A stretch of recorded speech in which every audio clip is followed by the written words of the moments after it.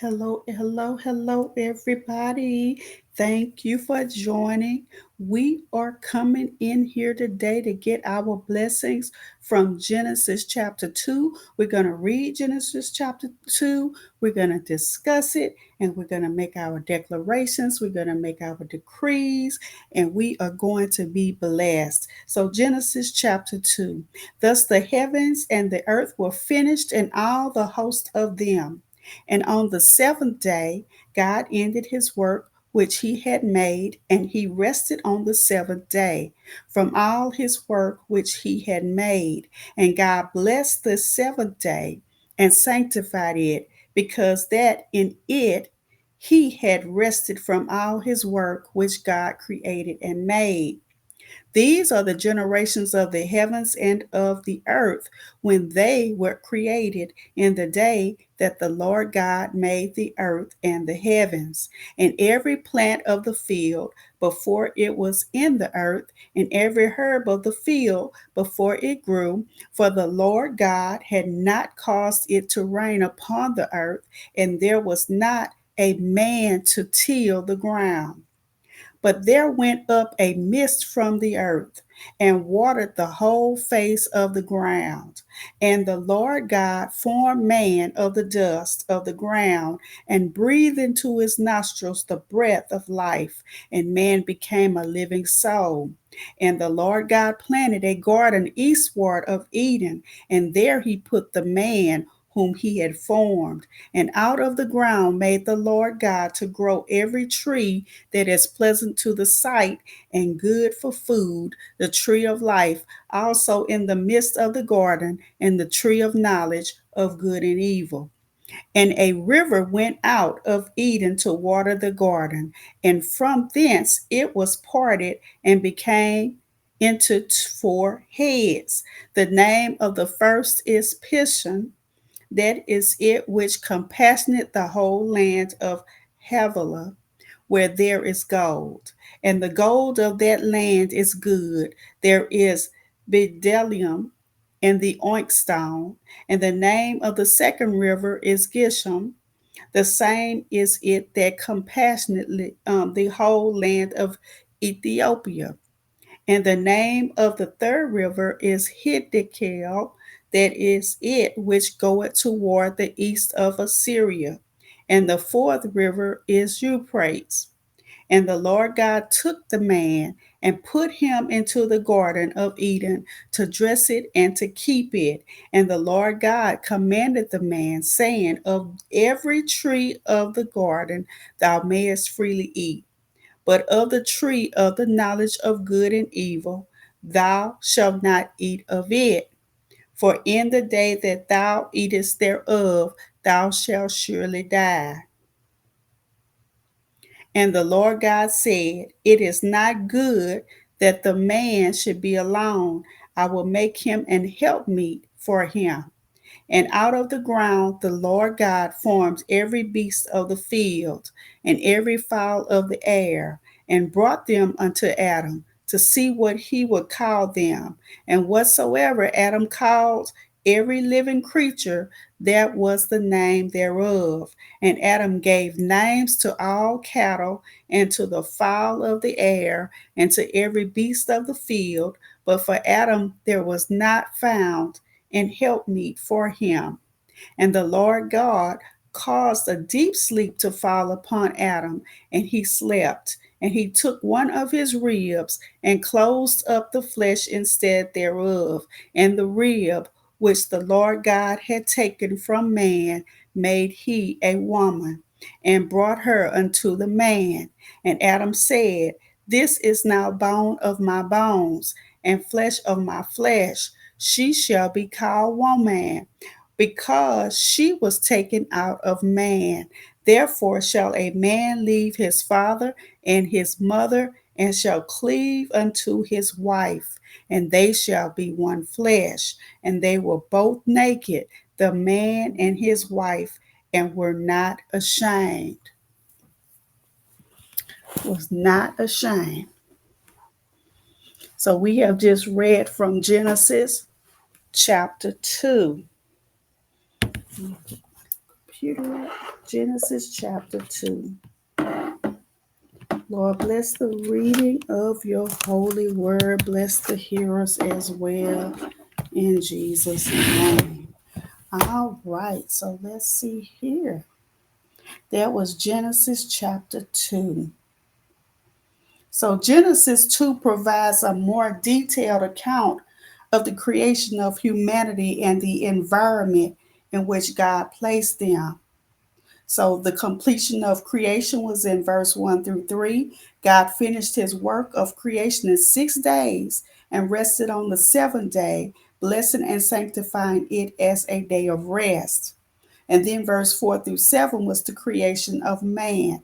The chapter recounts how God formed man, Adam, from the dust of the ground and breathed into his nostrils the breath of life, making him a living soul.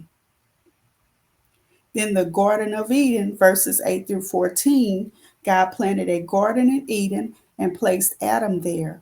The garden had every tree that was pleasant and good for food, including the tree of life and the tree of the knowledge of good and evil.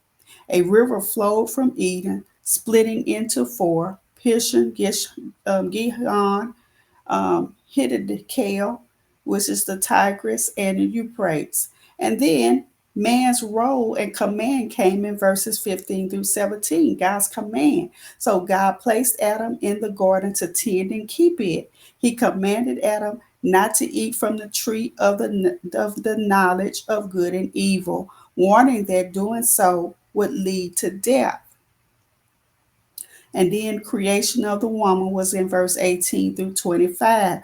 God observed that it was not good for man to be alone. After Adam named all the animals, God caused him to fall into a deep sleep, took one of his ribs and made a woman, which was Eve, from it. And then Adam recognized her as bone of my bone and flesh of my flesh. And the chapter ends with the establishment of marriage, describing the unity of man and woman as one flesh.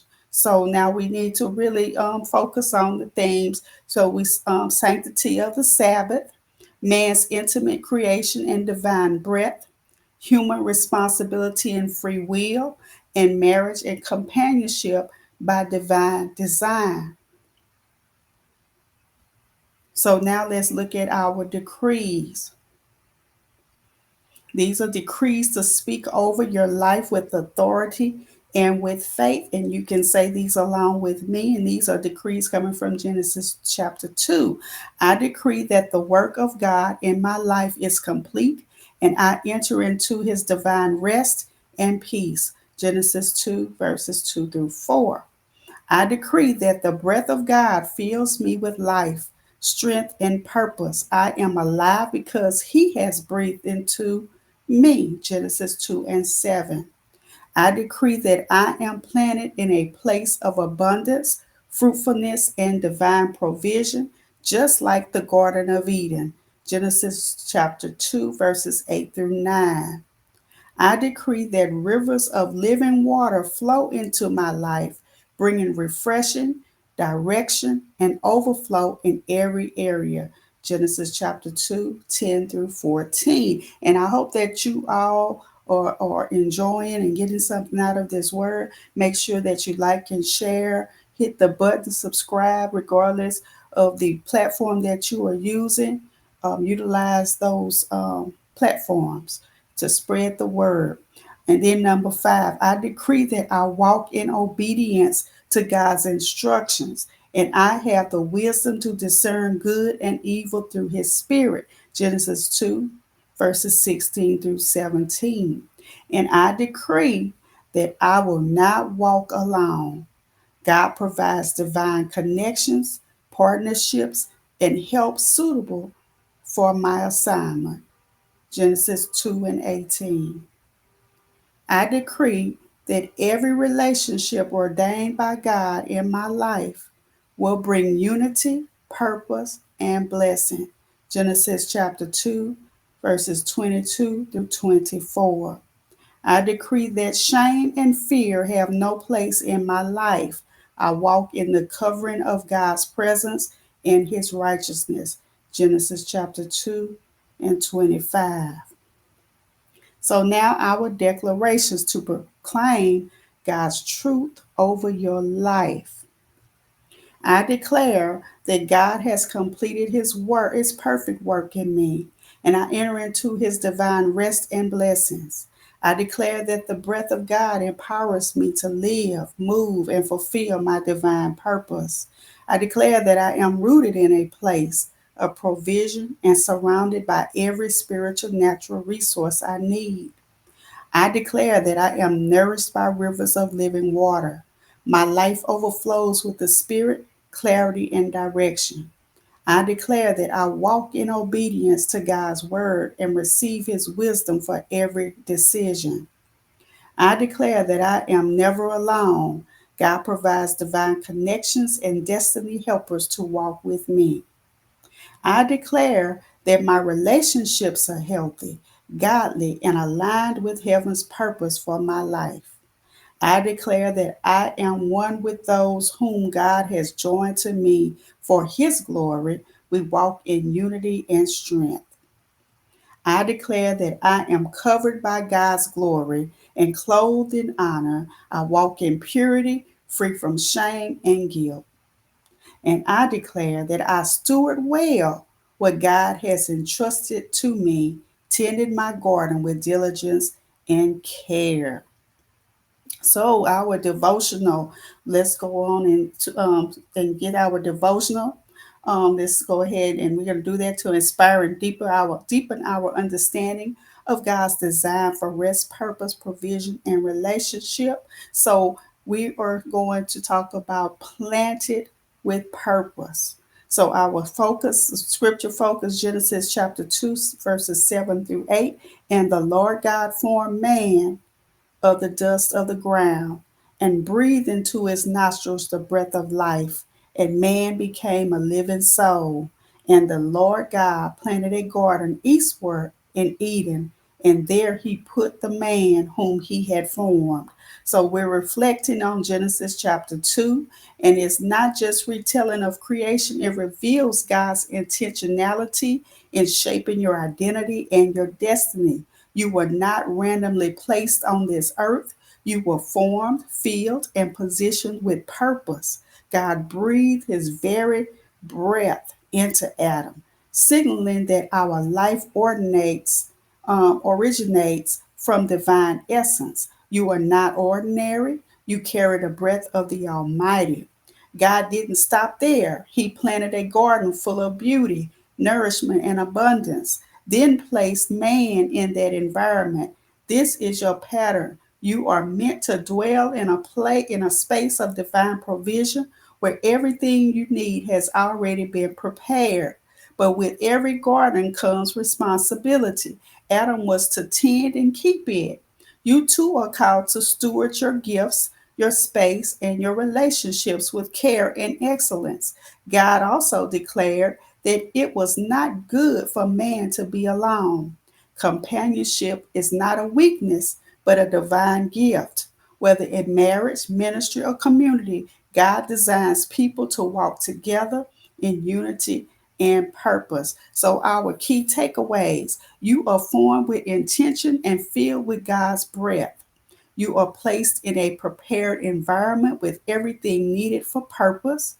You are given authority and responsibility to tend what God entrusts to you, and you are designed for divine connection, not isolation. So, our prayer is, Father God, Lord, we thank you for forming us with care and breathing your life into us. Help us to walk in your purpose you've planted for us. Teach us, Lord, to tend to what you've given us with wisdom, diligence, and grace. Surround us with godly relationships and help us walk in unity with those you've divinely connected to our life. In Jesus' name, amen. So, I say we are focusing on creation, we're focusing on purpose, provision, and relationships. So I pray that you have been blessed by our reading on Genesis chapter 2 on today. Make sure you like and share that word with somebody. Let them know that we are breaking down barriers, we are pulling down strongholds, and we are getting free from the enemy's traps on today. So I pray that you will be blessed, everybody. Make sure you like and share, hit that button, and I'll see you on next time.